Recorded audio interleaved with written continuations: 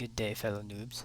Today we're going to learn what you can do if you have different sheet names for different files, but let's say you always want to get the first worksheet in a workbook.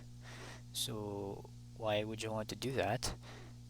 For example, if you encounter an error like this, so to illustrate this, I'm going to load a sample workbook.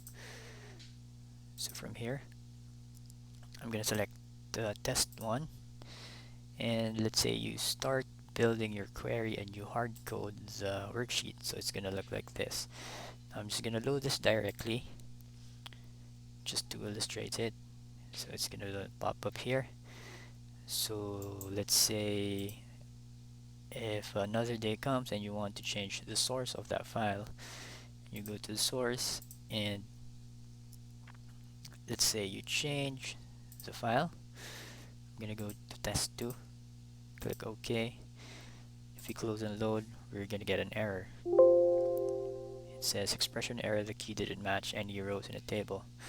What's causing this is basically because, so I'm going to look at our documents. If we open the two files,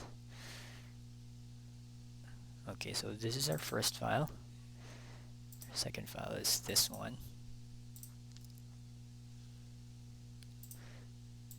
So if you look here, the first worksheet for the test one is endorsements, the second one is endorsement. So so this is very tricky with Power Query because it always hard codes all the steps that you initially go through. So what we can do is we can make this dynamic. So I'm gonna close this first.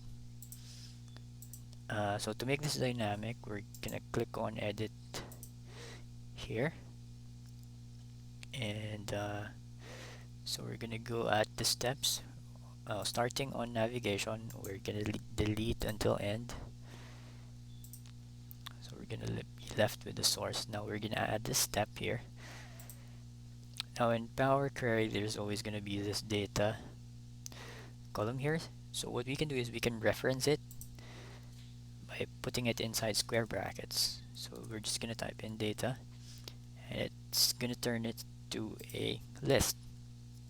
Now after this, we have to refer to the row, which is going to be row 1. So to refer to rows in Power Query, we have to put it in curly brackets. Now instead of putting in 1, we have to put in 0 because the default index in Power Query starts in 0. So okay, so we're going to put in 0. Okay, now we have, if we look at the steps, so this was our step that we recorded earlier, and Power Query added the promoted headers and the change type. Now if we close and load this, it's the same. Now if we change the source again, it should pull through now. I'm gonna change this from here. I'm gonna put in test1, import, okay. Close and load. This should change as well, and there we go. So that's it. I hope you find this useful. If you have any questions, feel free to enter on the comments below. Thank you, and good night.